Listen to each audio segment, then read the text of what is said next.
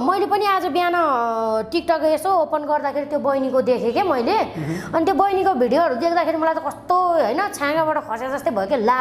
उहाँलाई चिन्नुहुन्छ तपाईँ राम्रोसँग उहाँको भिडियो अनुसार उहाँको सुरुदेखि भिडियो हेरेको मैले पुष्कर शर्माको है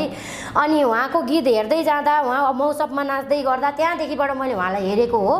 त्यहाँदेखिबाट एकदमै भाइरल हुँदै राम्रो अब म्युजिक भिडियोहरू राम्रो गर्दै आउनु भएको थियो राम्रो गर्दै आउनु भएको थियो तर त्यो भिडियोहरू उहाँले अब गर्दै जाँदाखेरि बिचमा यस्तो कुराहरू पनि देखिन्थ्यो कि भिडियो अनुसार अब जस्तै उहाँको सायद बिहे पनि भएको थियो जस्तो लाग्छ मलाई चाहिँ बिहे भनौँ एउटा केटा हुनुहुन्थ्यो लभ परेको हो कि बिहे भएको हो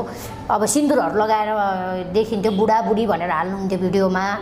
अब त्यो पनि देखिन्छ कतिपय कुराहरू केटी केटीमै झगडा जस्तो पनि देखिन्छ अब खै बुझ्नै गाह्रो भयो जसरी उहाँ चर्चामा आउनुभएको थियो पुष्कर शर्माको एउटा स्टेज कार्यक्रम थियो त्यहाँ चाहिँ उहाँले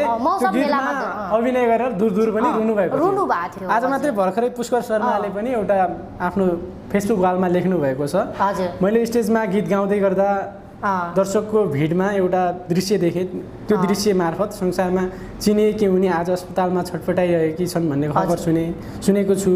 अपराधी जोसुकै होस् यस्तालाई चाहिँ हदैसम्मको कारबाही हुनुपर्छ भनेर उहाँले पनि आफ्नो वालमा लेख्नु भएको छ क्या यस्तो हो दाइ अब